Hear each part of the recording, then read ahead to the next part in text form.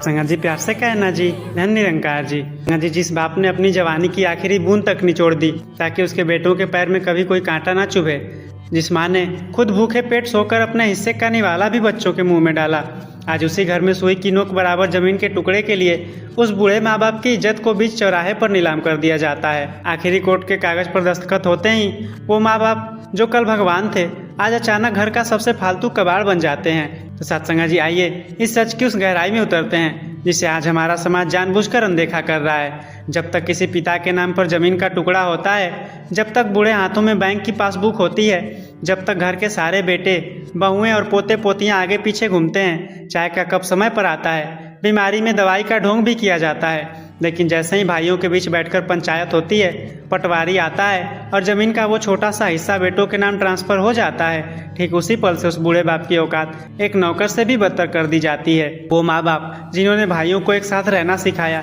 आज उन्हीं भाइयों के बीच उस बूढ़े शरीर का तमाशा बना दिया जाता है। तमाशा तब शुरू होता है जब ज़मीन, मकान, गाय भैंस, यहाँ तक कि घर के बर्तनों तक का बंटवारा हो जाता है। लेकिन जब बात उस बूढ़ी माँ और लाचार बाप की आ जाती है तो चारों बेटे मुंह फेर लेते हैं। फिर पंचायत में एक नया कड़ा कानून बनता है कि 2 महीने माँ बड़े बेटे के यहाँ खाएगी और अगले 2 महीने छोटे के यहाँ रहेगी। क्या कभी किसी ने सोचा है कि उस समय उस माँ के दिल पर क्या गुजरती होगी जिसने 9 महीने पेट में रखकर आपको पाला पोसा, इतना बड़ा किया कि आज आप मूंछों पर ताव देकर खड़े हो, आज आप उसकी रोटियों का हिसाब रख रहे हो। जब वो माँ बड़े बेटे के घर से अपना छोटा सा झोला उठाकर छोटे बेटे के चौखट पर जाती है तो उसकी आंखों से गिरने वाला हर एक आंसू इस पूरी कायनात को हिला देने के लिए काफ़ी होता है। सत्संग जी, इंसान कितना भी बड़ा महल बना ले, कितनी भी ज़मीनें अपने नाम कर ले, लेकिन अगर उसके घर के बुजुर्ग कोने में बैठकर आंसू बहा रहे हैं तो उस महल की नींव में सिर्फ बर्बादी का जहर पनप रहा होता है। आज का इंसान सोचता है कि उसने ज़मीन हड़प ली, माँ बाप को घर से निकाल दिया या उनके खाने का हिस्सा कम कर दिया तो उसने बहुत बड़ी चालाकी कर ली, लेकिन वह यह भूल जाता है कि हमारे सबसे पास बैठा यह जो निरंकार परमात्मा है, जो कुदरत का असली मालिक है, उसकी अदालत में हर एक हरकत लाइव रिकॉर्ड हो रही है। कुदरत का यह नियम है कि आप आज जो बो रहे हो कल वही आपको काटना पड़ेगा। आज आप अपने माँ बाप की लाठी तोड़ रहे हैं, कल जब आप बूढ़े होंगे तो आपको खुद की औलाद आपको उसी लात से बाहर निकालेगी। तब आपको समझ आएगा कि कर्म का हिसाब कभी अधूरा नहीं रहता।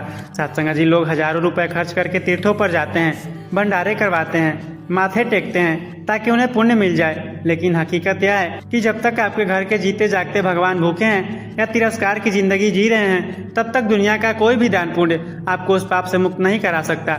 माँ बाप की दुआओं में वो ताकत होती है जो सूखी तकदीर को भी चमका देती है, और उनकी आह में वो आग होती है जो सोने की लंका को भी पल भर में राख कर सकती है। सत्संग जी, एक शायरी है कि कागज के चंद टुकड़ों पे ईमान बेच आए, जमीन की खातिर वो अपने भगवान बेच आए, दुआएं जिनकी लेकर तूने तरक्की पाई थी आज उन्हें माँ बाप को बेजुबान बेचाए। सत्संग जी, आजकल एक नया चलन शुरू हुआ है। लोग सोशल मीडिया पर माँ बाप के साथ फोटो डालेंगे, मातृ पितृ दिवस पर लंबे चौड़े स्टेटस लिखेंगे, लेकिन असल जिंदगी में उन्हीं माँ बाप को पानी के एक घूंट के लिए तरसाएंगे। यह दिखावा और पाखंड इस समाज को अंदर से खोखला कर रहा है। इसे हम एक सीधे उदाहरण से समझ सकते हैं। जैसे एक सूखे हुए पेड़ की जड़ों में पानी न देकर उसकी सूखी पत्तियों पर हरा रंग लगाने से वो पेड़ कभी हरा नहीं हो सकता, ठीक वैसे ही घर के बुजुर्गों का दिल दुखाकर बाहरी दुनिया में नाम कमाने का नाटक करना बिल्कुल बेकार है। असली सेवा और असली जागृति वो है जो बिना किसी दिखावे के अपने घर की चौखट के अंदर किया जाए। जब जेब खाली थी तब अपनों को प्यार याद था, जब तिजोरी भर गई तो माँ बाप भी एक बोझ लगने लगे। इंसान का लालच ही उसकी आत्मा का सबसे बड़ा हत्यारा है। सत्संग जी, अगर जिंदगी में सचमुच तरक्की चाहते हैं, मन की सच्ची शांति चाहते हैं, तो आज ही इस दिखावे की नींद से जागिए, अपने माँ बाप के पास बैठिए, उनके सफ़ेद हो चुके बालों और उनके हाथों की झुर्रियों को देखिए। वो झुर्रियाँ आपकी कामयाबी की कीमत हैं जो उन्होंने चुकाई हैं। सत्संग जी, 79वें समागम का यह जागृति विषय हमें यही व्यवहारिक पाठ पढ़ाता है कि पत्थरों को पूजने से पहले अपने घर के इन इंसानों को संभालिए। जब आपके घर के बुजुर्ग मुस्कुराएंगे तो सबसे पास बैठा यह निरंकार ईश्वर खुद ब खुद आपके जीवन को खुशियों से भर देगा। सत्संग जी, बहुत से लोगों को लगता है कि उनके पास पैसा है, समाज में रुतबा है या ऊंचे पद पर बैठे हैं तो वे अपनी ताकत के बल पर इस पाप के फल से बच जाएंगे, लेकिन कुदरत का कानून किसी का चेहरा या बैंक बैलेंस देखकर फैसला नहीं बदलता। इतिहास गवाह है कि जिसने भी अपने जन्मदाताओं का अपमान किया है उसका अंत कभी सुखी नहीं रहा। समय का पहिया बहुत तेजी से घूमता है। आज जो बेटा अपने बाप को अंगूठा दिखा रहा है, कल वही बेटा अपने ही बच्चों के सामने बेबस होकर रोएगा। यह कोई श्राप नहीं है, यह सिर्फ एक्शन एंड रिएक्शन है, यानी क्रिया और प्रतिक्रिया का सीधा विज्ञान है। आप समाज में जो ऊर्जा छोड़ेंगे वही लौटकर आपके पास आएगी। सत्संग जी बच नहीं पाएगा तो भी वक्त के इस चक्र भी उसे हिसाब चुकाना होगा। तुझे भी इसी जमीन पे रख ले संभाल कर अपने माँ बाप की अमानत को, वरना रोएगा तू भी एक दिन अपनी ही दहलीज पर। सत्संग जी रामपुर गांव के कोने में बने उस पक्के मकान के उसारे पर बैठे 70 साल के बूढ़े रामनाथ की आंखें आज पथरा गई थीं। उनके सामने आंगन में पंचायत बैठी थी।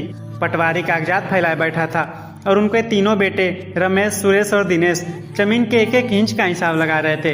रामनाथ को याद आ रहा था कि वो दौर जब वो इस जमीन का एक एक टुकड़ा खरीदने के लिए तपती दोपहरी में नंगे पैर खेतों में हल चलाया करते थे। उन्होंने अपनी पूरी जवानी की गाड़ी कमाई अपनी हर एक ख्वाहिश को मारकर इन तीनों बेटों की पढ़ाई और शहर में उनके पैर जमाने में लगा दी थी। आज वही तीन बेटे उसी बाप के सामने बैठकर ऐसे लड़ रहे थे जैसे किसी दुश्मन की संपत्ति का बंटवारा हो रहा है। बंटवारा सिर्फ खेतों का नहीं हुआ, मकान के कमरों, अनाज की बोरियों, यहाँ तक कि आंगन में बंधी बूढ़ी भैंस तक का हिस्सा बराबर बराबर बांट दिया गया। लेकिन तमाशा तब शुरू हुआ जब पटवारी ने पूछा, सब तो बंट गया पर इन बूढ़े माँ बाप की जिम्मेदारी कौन लेगा। इस सवाल पर पूरे आंगन में सन्नाटा पसर गया। तीनों बेटों ने अपनी नजरें जमीन पर झुका ली। बड़े बेटे रमेश ने दबी आवाज में कहा, मेरी शहर की नौकरी में खर्च ज्यादा है, मैं अकेले पूरा बोझ नहीं उठा सकता। छोटे ने तुरंत पल्ला झाड़ते हुए कहा, मेरा तो अभी नया नया काम शुरू हुआ है। आखिर में पंचायत ने एक बेहद शर्मनाक और कड़ा फैसला सुनाया कि बूढ़े माँ बाप 4-4 महीने तीनों बेटे के यहाँ बारी बारी से रहेंगे और उनका खाने पीने का खर्च वही बेटा उठाएगा जिसके यहाँ वो उस वक्त रह रहे होंगे।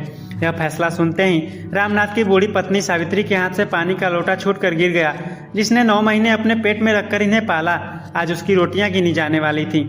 4 महीने पूरे होते ही बड़े बेटे के घर से जब सावित्री अपना फटा हुआ झोला समेटकर मंझले बेटे के घर की तरफ पैर बढ़ाती तो पड़ोस के लोग तमाशा देखते। रास्ते में गांव के लोग आपस में खुशफुसाते कि देखो, जिस बाप ने बेटों को करोड़पति बनाया आज वो खुद दाने दाने के मोहताज हैं। यह आज के समाज का वो कड़वा और रियलिस्टिक उदाहरण है जो हर दूसरे घर की कहानी बन चुकी है। लोग सोचते हैं कि वे माँ बाप को बेवकूफ़ बना रहे हैं, लेकिन वे भूल जाते हैं कि सबसे पास बैठा यह जो निरंकार परमात्मा है, जो कुदरत का असली मालिक है, उसकी अदालत में हर एक आंसू का हिसाब लिखा जा रहा है। सत्संग जी, कुदरत का नियम इतना सीधा और कड़ा है कि समय का पहिया घूमकर वापस वहीं आता है। इस घटना के ठीक 15 साल बाद रामनाथ तो इस दुनिया से विदा हो चुके थे, लेकिन अब उनका बड़ा बेटा रमेश बूढ़ा हो चुका था। रमेश ने भी अपने बेटों को खूब पढ़ाया लिखाया था। एक दिन जब रमेश के घुटने काम करने बंद कर दिए और वे खाट पे पड़ गए तो उनके बेटों ने भी वही पुराना फार्मूला निकाला। पिताजी 4 महीने बड़े बेटे के यहाँ रहेंगे और 4 महीने छोटे के यहाँ। जब रमेश अपना बिस्तर समेटकर छोटे बेटे के घर जाने के लिए दहलीज पार कर रहे थे, तब उन्हें अपने स्वर्गीय पिता रामनाथ का वो रोता हुआ चेहरा याद आया। उन्हें समझ आ गया कि कुदरत ने उनके किए का सूद समेत हिसाब इसी जन्म में बराबर कर दिया। सत्संग जी, तीर्थों पर जाकर हजारों का दान करना, पत्थरों के आगे माथा टेकना या समाज में बड़े बड़े लंगर करवाना तब तक बिल्कुल बेकार है जब तक आपके अपने घर के बुजुर्ग भूखे पेट या रोती आंखों से सो रहे हैं। माँ बाप की दुआएं जहाँ इंसान की तकदीर बदल देती है, वहीं उनकी आंखों से निकला एक कतरा आंसू भी हंसते खेलते परिवार को मिट्टी में मिलाने के लिए काफी होता है। सत्संग जी, मिट्टी का पुतला है तू, मिट्टी में ही मिल जाना है, किए फर्मों का फल तुझे इसी चौखट पे चुकाना है। दुखाया है जो दिल तूने आज अपने जन्मदाताओं का, कल रोएगा तू भी जब तेरी औलाद का यही जमाना आना है। सत्संग जी, रमेश का छोटा विकास जो शहर की एक बड़ी कंपनी में बाबू था, अपनी चमचमाती गाड़ी के पास खड़ा होकर घड़ी देख रहा था। उसने अपने पिता से सीधे मुंह बात तक नहीं की। उसने ड्राइवर से कहा, सामान डिग्गी में डालो और पिताजी को पीछे वाली सीट पर बैठाओ, मुझे देर हो रही है। रमेश जब गाड़ी की पिछली सीट पर बैठा तो उसे लगा कि वह किसी आलीशान पिंजरे में बंद हो गया। गाड़ी जब गांव की पगडंडियों से निकलकर शहर के हाईवे पर दौड़ी तो रास्ते में एक बड़ा सा मंदिर दिखा। विकास ने तुरंत गाड़ी रोकी, जेब से 500 का नोट निकाला और मंदिर के दान पात्र में डाल दिया ताकि उसकी तरक्की होती रहे। उसने बाहर खड़े भिखारियों को दुत्कारा और वापस आकर गाड़ी में बैठ गया।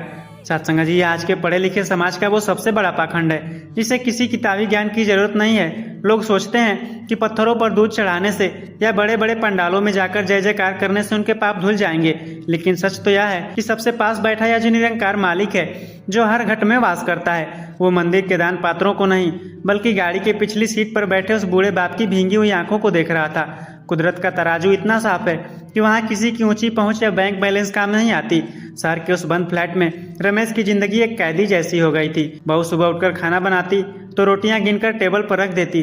बेटे के पास इतनी फुर्सत नहीं थी कि वो 5 मिनट बैठकर अपने बाप का हाल पूछ ले। एक दिन जब रमेश को तेज बुखार आया तो उसने डरते डरते बेटे से कहा, बेटा जरा डॉक्टर को दिखा दे, छाती में बहुत दर्द है। विकास ने चिढ़कर फोन पर ही अपनी पत्नी से कहा, इनका रोज का यही नाटक है, जब देखो बीमारी का बहाना बनाकर पैसे खर्च करवाते हैं। यह सुनते ही रमेश के सीने में जो दर्द उठा वो बीमारी का नहीं बल्कि उस तिरस्कार का था। उसने उसी रात चुपचाप खाट पर पड़े पड़े दम तोड़ दिया। जब सुबह विकास कमरे में पहुंचा तो उसने देखा कि उसके पिता का शरीर शांत हो चुका था, लेकिन उनकी खुली हुई आंखें सीधे छत की तरफ देख रही थीं, जैसे इस मतलबी दुनिया से पूछ रही हो कि क्या इसी दिन के लिए मैंने तुम्हें पाल पोस कर बड़ा किया था।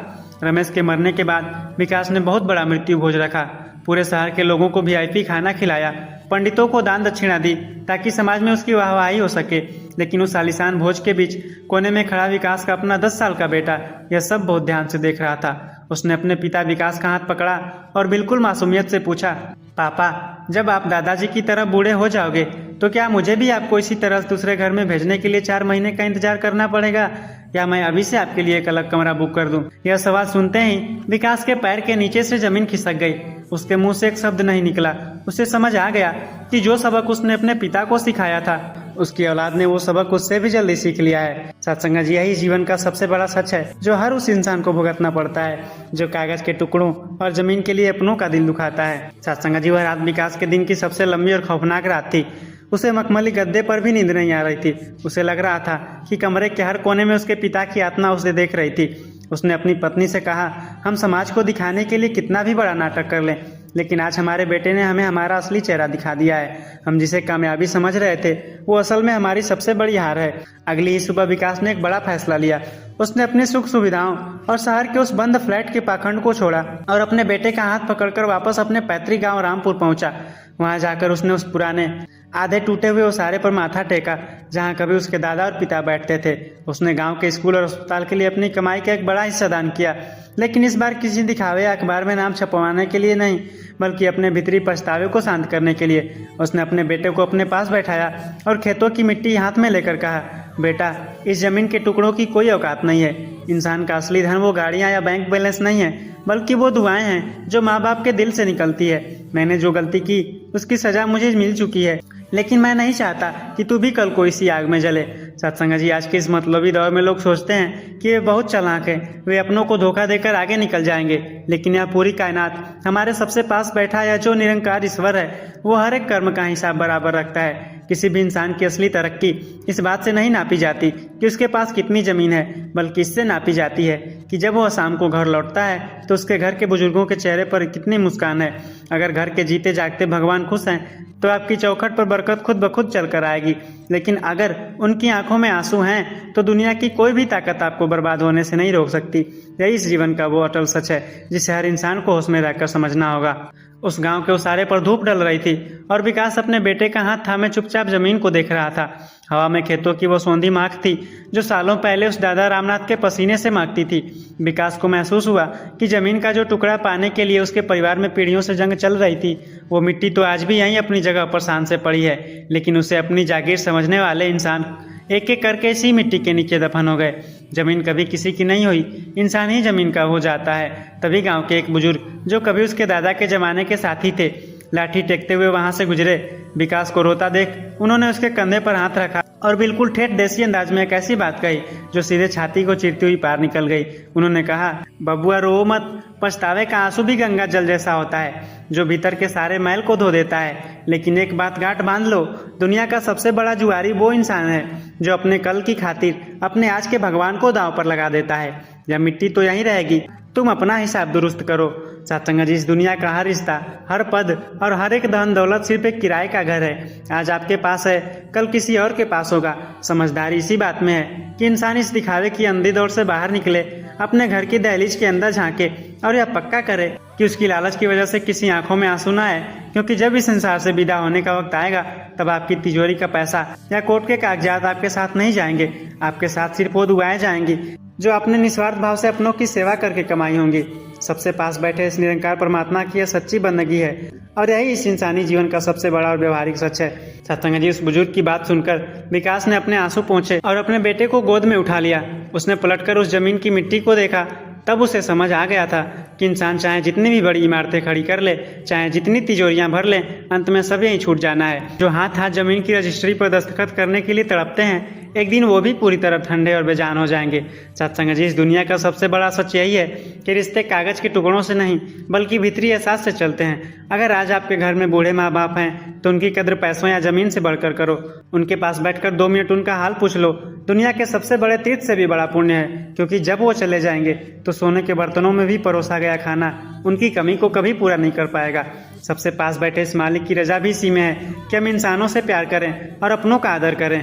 सत्संग जी, इस पूरे प्रसंग से जो सबसे बड़ा और अकाट्य सच निकलकर सामने आता है वह यह है कि यह संसार पूरी तरह नश्वर और परिवर्तनशील है। इंसान जिस जमीन, जायदाद, ऊंचे पद और धन दौलत के घमंड में अंधा होकर अपने ही जन्मदाताओं को बोझ समझने लगता है, वह सब कुछ यहीं की मिट्टी में यहीं धरा का धरा रह जाता है। इतिहास गवाह है कि सिकंदर हो या कोई बड़ा राजा, इस धरती पर कोई भी अपनी सल्तनत या अपनी तिजोरियां साथ लेकर नहीं जा पाया। इंसान खाली हाथ इस दुनिया में आता है और खाली हाथ ही यहाँ से विदा हो जाता है। लेकिन इस बीच वो जो सबसे बड़ी भूल करता है वो है कागज के चंद बेजान टुकड़ों के लिए उन जीते जागते भगवानों का दिल दुखाना, जिन्होंने उसे इस दुनिया में लाने के लिए अपने सर्वस्व न्यौछावर कर दिया। सत्संग जी, आज का समाज जिसे तरक्की और कामयाबी कहता है वह असल में भीतरी कंगाली का दूसरा नाम बन चुका है। लोग आलीशान कोठियां बना रहे हैं, बड़ी बड़ी गाड़ियां खरीद रहे हैं, लेकिन उन बड़े घरों के कमरे में बुजुर्ग के लिए एक चारपाई रखने की जगह नहीं बची है। यह आज के पढ़े लिखे समाज का सबसे विभत्स पाखंड है कि लोग सोशल मीडिया पर मदर्स डे और फादर्स डे का ढोंग रचते हैं, पत्थरों के आगे मन्नतें मांगते हैं, हजारों रुपए तीर्थों और भंडारों में लुटा देते हैं ताकि समाज में उनकी वाहवाही हो सके।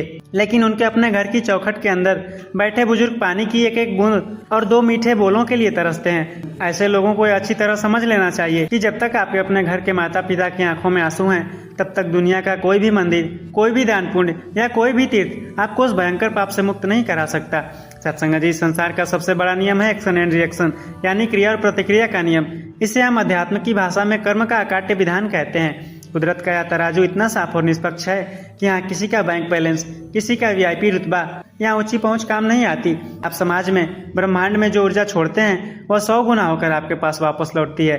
अगर आज आप ताकत के नशे में, जवानी के घमंड में अपने बूढ़े माँ बाप की लाठी को तोड़ रहे हैं, उनकी रोटियों का हिसाब रख रहे हैं या उन्हें 4-4 महीने की किस्तों पर भाइयों के बीच बांट रहे हैं, तो यह बात अपने दिमाग में पत्थर की लकीर की तरह लिख लीजिए। कल आपकी खुद की औलाद आपके साथ इससे भी बदतर व्यवहार करने के लिए तैयार हो रही है।